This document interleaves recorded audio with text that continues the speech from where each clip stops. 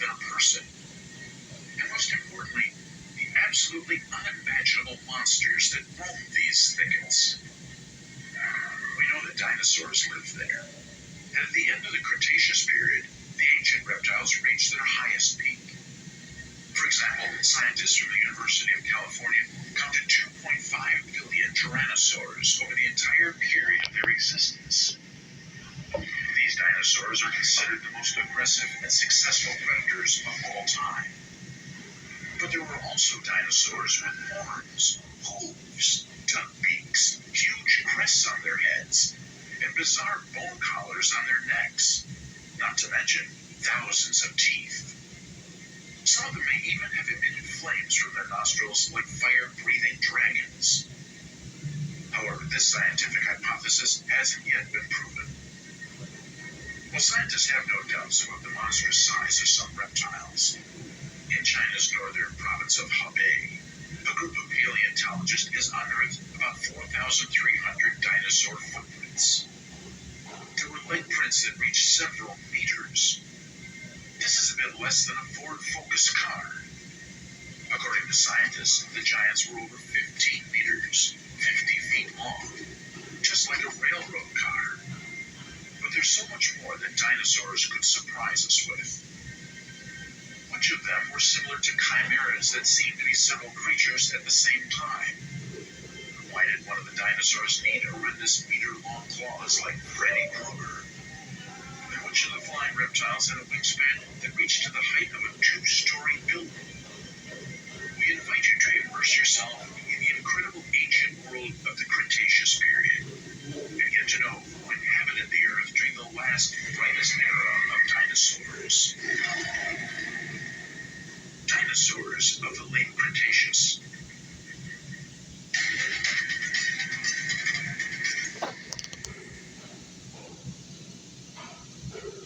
The second stage of the Cretaceous began 101.5 million years ago and ended 66 million years ago. At that time, dinosaurs could no longer move freely around the planet. Inside the Earth, tectonic plates continued to move, changing the shape of the land on the surface. America gradually moved westward, causing the Atlantic Ocean to expand. The western inland sea route divided North America into eastern and western parts. India kept heading north towards Asia. In the southern hemisphere, Australia and Antarctica were probably still connected and began to move away from Africa and South America. Europe was a chain of islands.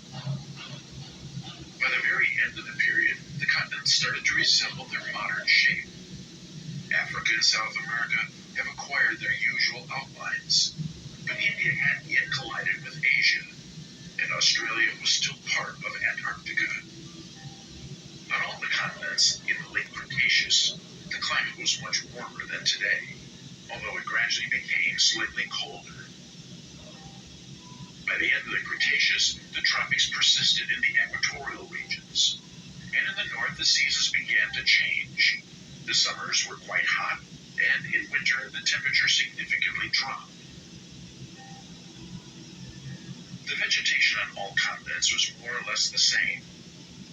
The forest mainly consisted of cycads and ginkgos. Conifer trees were more common closer to the poles.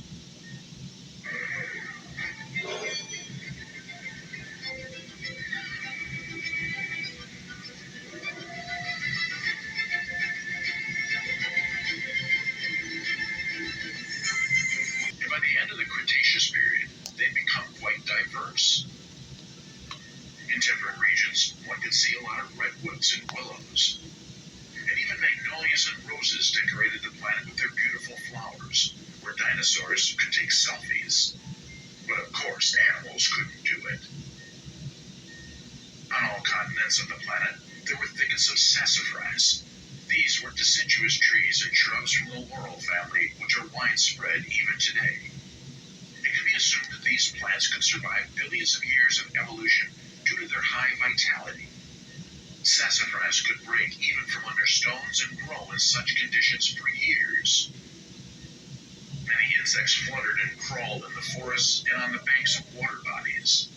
And there were were a lot of creatures that would really surprise modern people. Here, for example, is Manipulator modificaputus. Nowadays, some devices are called that. And if we talk about Cretaceous, this is the name of the extinct predatory cockroach. This is a nanomonster of the Cretaceous period with an elongated neck and a freely rotating head. The insect's body was only 4.5 millimeters, 0.18 inches long, and 2 millimeters, 0.079 inches wide. The cockroach also had unusually long legs. According to scientists, this indicates its predatory lifestyle. So it was easier for a tiny predator to chase prey, for example, microscopic midges. The Burma pogon flies were probably even more cruel hunters. They belong to a species that scientists call killer flies. These are powerful, bristly flies with a short, thick proboscis covering a sharp sucking larynx and pharynx. The term killer flies reflects the insect's aggressive habits. They tirelessly waited for the prey in an ambush and then quickly caught it right on the fly. New creatures also appeared in the warm seas and lakes of the late Cretaceous. Stingrays and modern sharks populated the sea, as well as many bony fish species. At the bottom, sea urchins and starfish thrive, and coral reefs continue to grow.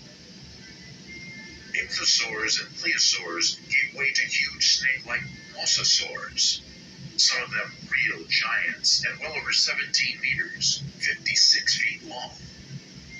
Mosasaurus preferred to live in the open ocean and deep coastal waters.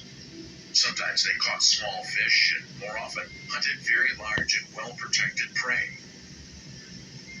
They preferred to eat marine reptiles for lunch, especially turtles and plesiosaurs. These dinosaurs even devoured their own kind, resorting to cannibalism. Scientists believe that at a young age, Mosasaurus could attack animals larger than their size. Mosasaurus' teeth were well adapted for cutting and crushing, and their massive jaw muscles provided tremendous bite force. Mosasaurs dismembered their prey into many relatively small pieces before eating. Most giants couldn't swallow large pieces of prey whole. The sky of the late Cretaceous period was already quite densely populated by small, real birds and their predecessors, Archaeopteryx. But the most populous were winged reptiles, pterosaurs. Some of them were absolutely amazing creatures. The Quetzalcoatlus pterosaur is considered one of the largest known flying animals of all time. Paleontologists have found bones of individuals up to 10 meters, 33 feet tall, but weighing only 70 kilograms, 150 pounds. As huge as airplanes, the creatures had unusually long, stiff necks. They had a crest on their heads, although its exact shape and size are still unknown. The scientists have calculated the wingspan of flying giants.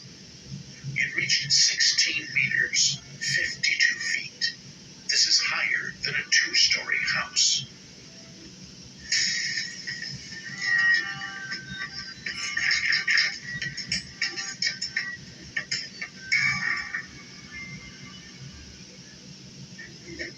So the pterosaur don't end there. They perfectly combine the air and land lifestyle. Quetzalcoatlus flew effortlessly using hovering and wing flapping. At the same time, they were quite good at running on the ground on four legs, like modern hoofed mammals. This helped the pterosaur to be a successful Cretaceous predator. Using a long, sharp beak, Quetzalcoatlus caught fish and little vertebrates on land or in small streams. Well, it didn't even avoid carrion like a marabou stork. And of course, the dinosaurs dominated on land, big and small, slow and super fast, herbivores and predators. Nodosaurus became the most common among herbivorous giants of the Cretaceous. These four-legged reptiles didn't look much like the huge sauropods of the Jurassic period. They had relatively short limbs compared to the columnar legs of the Jurassic sauropods. They didn't grow grow to be as high as the megagiants of the. On average, Nodosaurus were 6 meters,